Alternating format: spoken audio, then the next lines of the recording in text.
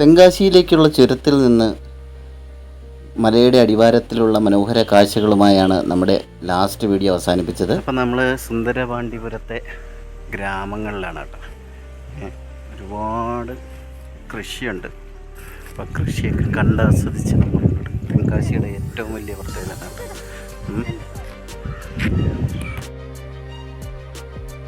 കേരളത്തിൽ നിന്ന് ഈ മലനിരകൾ താണ്ടി തെങ്കാശി എന്ന് പറയുന്ന സ്ഥലത്തേക്ക് യാത്ര ചെയ്യുമ്പോൾ ഇടയ്ക്ക് ചെങ്കോട്ട എന്ന് പറയുന്ന ചെറു കർഷക ഗ്രാമമുണ്ട്.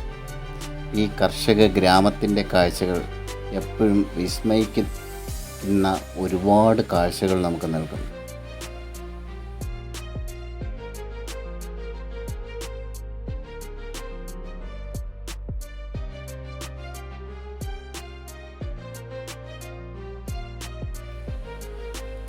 ക്യാമറ വയ്ക്കുന്ന ഓരോ ആംഗിളിലും മനോഹരമായ ഒരുപാട് ദൃശ്യങ്ങൾ സമ്മാനിക്കുന്ന ഒരു ചെറു ഗ്രാമമാണ് ചെങ്കോട്ട. കാർഷിക അഭിവൃദ്ധിയുടെ ഉത്തമ ഉദാഹരണം.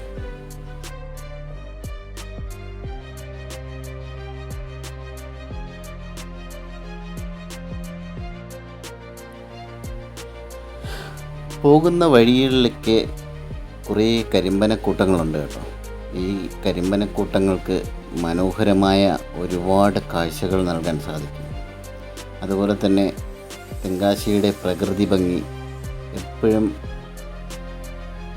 നമ്മളെ വിസ്മയിപ്പിക്കുന്ന ഒരു കാഴ്ച തന്നെയാണ്. അതുകൊണ്ട് തന്നെയാണ് തെങ്കാശി അല്ലെങ്കിൽ ചെങ്കോട്ട എന്ന് പറയുന്ന ഗ്രാമത്തിലേക്ക് നമ്മൾ വീണ്ടും വീണ്ടും യാത്ര ചെയ്യുന്നത്.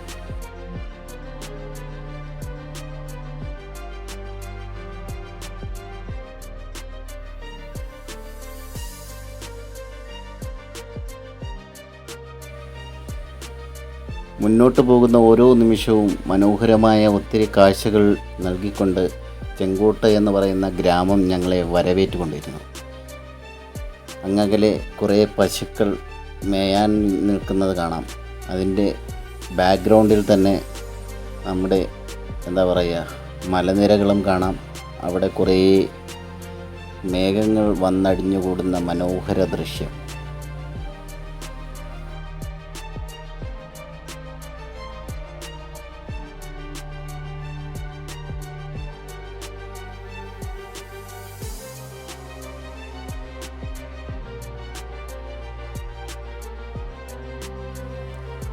ചെങ്കോട്ടയിലെ കാഴ്ചകൾ കണ്ട് അല്പം കൂടി മുന്നിലേക്ക് സഞ്ചരിച്ചാൽ സുന്ദരപാണ്ഡിപുരം അല്ലെങ്കിൽ തെങ്കാശി എന്ന് പറയുന്ന തെങ്കാശിയുടെ കാർഷിക ഗ്രാമങ്ങളിലേക്കാണ് നമ്മളെത്തുക.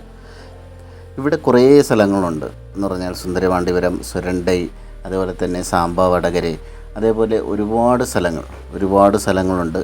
എപ്പോഴും മലയാളികൾ ഓടിയെത്തുന്ന ഒരു സ്ഥലമാണ്. ഇവിടുത്തെ കാർഷിക വിളകളും അതേപോലെ കൃഷിയുടെ കാഴ്ചകളുമൊക്കെ കണ്ടാസ്വദിക്കാൻ വേണ്ടിയിട്ട് മലയാളികൾ ഓടിയെത്തുന്ന സ്ഥലമാണ് കേട്ടോ. അപ്പോൾ നമ്മൾ വരുമ്പോഴത്തേക്ക് പ്രത്യേകം ശ്രദ്ധിക്കേണ്ട കാര്യം, ഇത് ഇവരുടെ ഉപജീവന മാർഗ്ഗമാണ്. അത് നമ്മൾ നശിപ്പിക്കാതിരിക്കാൻ ശ്രമിക്കുക മാക്സിമം. എല്ലാവരും ഇവിടെ ഓടിയെത്തുന്നതിൻ്റെ പ്രധാന കാരണം എന്ന് പറഞ്ഞു കഴിഞ്ഞാൽ ഈ പാടങ്ങളിലൊക്കെ തന്നെയും സൂര്യകാന്തിയുടെ കൃഷി ഉണ്ടാവും. അപ്പോൾ ഈ കൃഷി കഴിഞ്ഞ ഉടൻ തന്നെ അവർ സൂര്യകാന്തിയുടെ കൃഷി ഇറക്കുമെന്നാണ് അറിയാൻ സാധിച്ചത്. ഇടയ്ക്ക് റിമോട്ടായിട്ടുള്ള കുറച്ച് സ്ഥലങ്ങളിൽ ഇപ്പോഴും സൂര്യകാന്തിയുടെ കൃഷിയുണ്ട്. അപ്പോൾ അവിടെയൊക്കെ നമുക്ക് പോയി കാണാൻ സാധിക്കും. വരുന്നവർ തീർച്ചയായിട്ടും ഇത് നശിപ്പിക്കാതിരുന്നാൽ നാളെയും അവർ നമ്മളെ സന്തോഷത്തോടെ സ്വീകരിക്കും എന്ന് തന്നെയാണ് എൻ്റെ ഒരു കാഴ്ചപ്പാട്.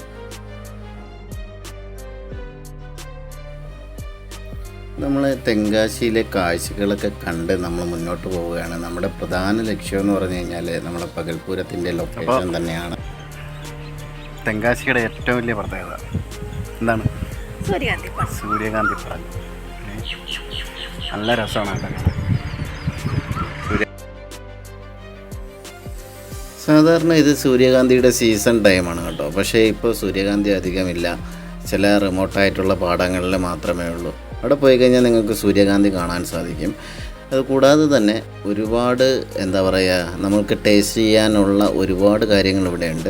അങ്ങനെ നമ്മൾ വന്നപ്പോഴത്തേക്കാണ് ഇവിടെ നൊങ്ക്, നമ്മുടെ നാട്ടിൽ നൊങ്കെന്നാണ് പറയുന്നത്, നിങ്ങളുടെ നാട്ടിൽ എന്താണ് പറയുന്നതെന്ന്, പനയിൽ നിന്ന് കിട്ടുന്ന കായാണ്. അപ്പോൾ നൊങ്കെന്നാണ് നമ്മളിവിടെ പറയുന്നത്.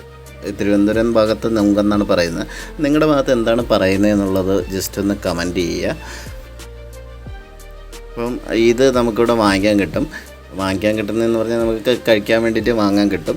നല്ല എന്താ പറയുക, കോസ്റ്റ് എഫക്റ്റീവായിട്ട് നമുക്ക് ഈ ഉൾനാടൻ ഗ്രാമങ്ങളിലൊക്കെ ചെന്ന് കഴിഞ്ഞാൽ നമുക്ക് വാങ്ങിക്കാൻ പറ്റും. നമ്മൾ ഇനി അടുത്ത യാത്രയിലാണ്. നമ്മളിനി നേരെ പോകുന്നത് നമ്മുടെ പകൽപൂരത്തിൻ്റെ ലൊക്കേഷനായിട്ടുള്ള അംബാസമുദ്രത്തിലേക്കാണ് കേട്ടോ. അംബാസമുദ്രത്തിലാണ് നമ്മൾ ഈ പറയുന്ന അമ്പലം വരുന്നത്. ഏതാണ്ട് ഈ തെരുവുകളിലൊക്കെ തന്നെ അവർ ഷൂട്ട് ചെയ്തിട്ടുണ്ട്. ഒരുപാട് ലൊക്കേഷൻസ് നമ്മുടെ ആ ഫസ്റ്റ് ഒരു 10 മിനിറ്റിനകത്ത് വരുന്ന ആ ഒരു സീക്വൻസ് കംപ്ലീറ്റ് ഈ ഒരു ലൊക്കേഷനിലും കാര്യങ്ങളിലൊക്കെ നമ്മൾ ഷൂട്ട് ചെയ്തിട്ടുണ്ട്. പിന്നെ ഏറ്റവും വലിയ പ്രത്യേകതയായിട്ട്, തമിഴ്നാടിൻ്റെ പ്രത്യേകതയായിട്ട് എനിക്ക് തോന്നിയിട്ടുള്ളത്, എല്ലാ പാടങ്ങളിലും ഈ മയിലുകൾ ഇറങ്ങുന്നതാണ് കേട്ടോ. ഒരുപാട് മയിലുകൾ ഉണ്ട് കേട്ടോ. അതായത് നല്ല പീലിയൊക്കെ ഉള്ള, ചില സമയത്ത് നമ്മൾ പോകുമ്പോഴത്തേക്ക് പീലി വിടർത്തി നിൽക്കുന്ന മയിലുകളെ വരെ നമുക്ക് കാണാൻ സാധിക്കുമെന്നുള്ളത് ഒരു മനോഹര കാഴ്ച തന്നെയാണ്.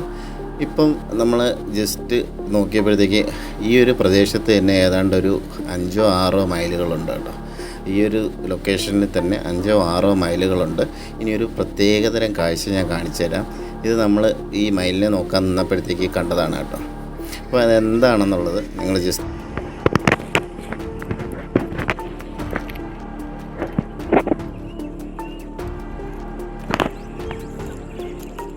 എന്താ ഞാൻ പറയണേ? എന്താ പറിക്കണേ? കാണിച്ചുതരാം. എന്തോ ഇവിടെ സാധനം പറിക്കുന്നുണ്ട്. കുന്നിക്കുരു. ഗ്രാമങ്ങളുടെ കാഴ്ചയും കണ്ട്, അതേപോലെ തന്നെ എന്താ പറയുക, മയിലുകളും അതേപോലെ തന്നെ കുന്നിക്കുരുവും ഒക്കെ പറയുകൊണ്ട് നമ്മൾ നേരെ വന്നിരിക്കുന്നത് പകൽപൂരം സിനിമയുടെ ലൊക്കേഷനിലേക്കാണ്. പകൽപൂരം സിനിമയുടെ ലൊക്കേഷൻ എന്ന് പറയുമ്പോൾ ഇത് എവിടെയാണെന്ന് പലരും ചോദിച്ചിട്ടുണ്ട്. ഇത് ബ്രഹ്മദേശം കൈലാസനാഥർ ടെമ്പിളാണ് കേട്ടോ. അതായത് നമ്മുടെ ആ സിനിമയിൽ പറയുന്ന അതേ പേര് തന്നെയാണ്, ബ്രഹ്മദേശം കൈലാസനാഥർ ടെമ്പിളാണ്. അപ്പോൾ ഇവിടെ നമ്മൾ വന്നതെന്ന് പറഞ്ഞു കഴിഞ്ഞാൽ ഈ പകൽപൂരത്തിൻ്റെ ഷൂട്ടിംഗ് സെറ്റും ലൊക്കേഷനും, പകൽപൂരം മാത്രമല്ല ഒത്തിരി സിനിമകളിലൂടെ ഷൂട്ട് ചെയ്തിട്ടുണ്ട്. ഇതാണ് മറ്റേ തവളയില്ല കുളത്തിൽ എന്താ പറയുക, അവരെ പിടിച്ച് കെട്ടിയിടുന്ന സീനും കാര്യങ്ങളൊക്കെ ഉള്ള കാലത്തിൻ്റെ അനുയോജിതമായിട്ടുള്ള ഒരുപാട് മാറ്റങ്ങൾ ഈ സ്ഥലത്തിന് വന്നിട്ടുണ്ട്. അതല്ലാതെ എല്ലാം അതേപോലെ തന്നെ നിലനിർത്തുന്ന ഒരു ക്ഷേത്രം തന്നെയാണ് കേട്ടോ. ഒരുപാട് സിനിമകൾ, തമിഴ് സിനിമകൾ, ഒരുപാട് സിനിമകളും സീരിയലുകളും ഒക്കെ ഷൂട്ട് ചെയ്തിട്ടുള്ള ഒരു ലൊക്കേഷനാണ്. നമ്മൾക്കറിയാമെന്നുള്ളത് പകൽപൂരത്തിൻ്റെ ലൊക്കേഷനാണ്. ഇത് ഈ ഒരു കിളിവാതിൽ കൂടിയാണ് അന്ന് അവർ അകത്ത് കിടക്കുന്നതായിട്ട് കാണിക്കുന്നതും കാര്യങ്ങളും, ഈ ഒരു ഡോറും കാര്യങ്ങളൊക്കെ ആ സിനിമയിൽ കാണിക്കുന്നുണ്ട്. അതുകൂടാതെ വളരെ മനോഹരമായിട്ടുള്ള ഒരു ക്ഷേത്രം കൂടിയാണ് കേട്ടോ. എന്തായാലും തീർച്ചയായിട്ടും ഒരിക്കലെങ്കിലും വിസിറ്റ് ചെയ്തിരിക്കേണ്ട, ഒരുപാട് ആൾക്കാർ എത്തിച്ചേരുന്ന ഒരു ക്ഷേത്രം തന്നെയാണ് ബ്രഹ്മദേശം എന്ന് പറയുന്ന ഈ ഒരു ക്ഷേത്രം. ഇതുള്ളത് അംബാസമുദ്രത്തിലാണ്. ഗൂഗിൾ മാപ്പിൽ ബ്രഹ്മദേശം കൈലാസനാഥ ടെമ്പിൾ എന്ന് പറയുന്ന ലൊക്കേഷൻ ഇട്ട് കഴിഞ്ഞാൽ തീർച്ചയായിട്ടും നിങ്ങൾക്ക് ഇവിടെ എത്താൻ സാധിക്കും. അതേപോലെ തന്നെ ഞാൻ എൻ്റെ ഡിസ്ക്രിപ്ഷൻ ബോക്സിൽ ഈ ഒരു അമ്പലത്തിൻ്റെ ലൊക്കേഷൻ വന്നിട്ട് ഞാനത് എന്താ പറയുക പിൻ ചെയ്തേക്കാം, കമൻറ്റിലും പിൻ ചെയ്തേക്കാം. അപ്പോൾ ഈ ഒരു എന്താ പറയുക, ഈ ഒരു ലൊക്കേഷനിലൊക്കെയാണ് ആ ഒരു സിനിമ ഷൂട്ട് ചെയ്തിരിക്കുന്നത് കേട്ടോ. ഈ ഒരു ലൊക്കേഷനിലാണ് ആ പാട്ടിൻ്റെ സീനും കാര്യങ്ങളൊക്കെ വരുന്നത്. അതുപോലെ തന്നെ ആദ്യം ആ പടം തുടങ്ങുമ്പോഴുള്ള ആദ്യത്തെ കോൺവെർസേഷനും കാര്യങ്ങളൊക്കെ, യക്ഷിയുമായിട്ടുള്ള കോൺവെർസേഷനും കാര്യങ്ങളൊക്കെ ചെയ്യുന്നത് ഈ ഒരു ഷൂട്ടിംഗ് ലൊക്കേഷനിലാണ്. ഷൂട്ടിംഗ് ലൊക്കേഷൻ എന്ന് പറയാൻ പറ്റത്തില്ല, ഈ അമ്പലത്തിൻ്റെ പ്രിമൈസസ് ആണ്. അപ്പോൾ വരുമ്പോഴത്തേക്ക് തീർച്ചയായിട്ടും ക്ഷേത്രത്തിൻ്റെ ആചാരങ്ങൾ മാനിച്ചുകൊണ്ട് മാത്രം ഇവിടെ കാര്യങ്ങൾ ചെയ്യുക. കാരണം എന്ന് പറഞ്ഞു കഴിഞ്ഞാൽ നമ്മൾ അവർക്കൊരു ബുദ്ധിമുട്ടുണ്ടാക്കാതിരിക്കാൻ മാക്സിമം ശ്രമിക്കുക.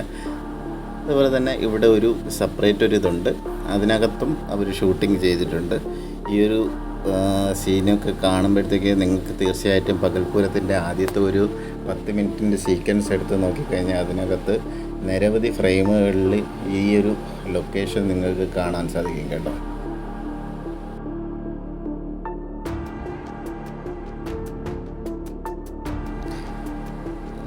തീർച്ചയായിട്ടും നിങ്ങളുടെ എല്ലാവരുടെയും സപ്പോർട്ട് ഉണ്ടെങ്കിൽ മാത്രമേ നമ്മുടെ മുന്നോട്ടുള്ള വീഡിയോകൾ മുന്നോട്ട് പോകാൻ പറ്റത്തുള്ളൂ. അപ്പോൾ നിങ്ങളുടെയൊക്കെ സപ്പോർട്ടും കാര്യങ്ങളും നമുക്ക് മനസ്സിലാവുന്നതെന്ന് പറഞ്ഞു കഴിഞ്ഞാൽ ഓരോ ലൈക്കിലും, നിങ്ങളുടെ ഓരോ ലൈക്കിലും ഓരോ കമൻറ്റിലും ഒക്കെയാണ്.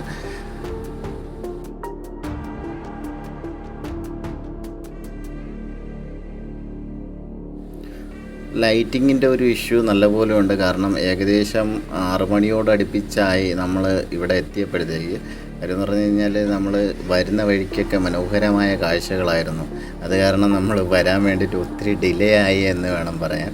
ഓരോ സ്ഥലത്തും നമ്മൾ ഇറങ്ങി നിന്ന് യാത്ര ചെയ്യുന്നവരാണ് ഞങ്ങൾ. ഒരുപാട് ആൾക്കാരുമായിട്ട് സംസാരിച്ച് യാത്ര ചെയ്യുന്നവരാണ്.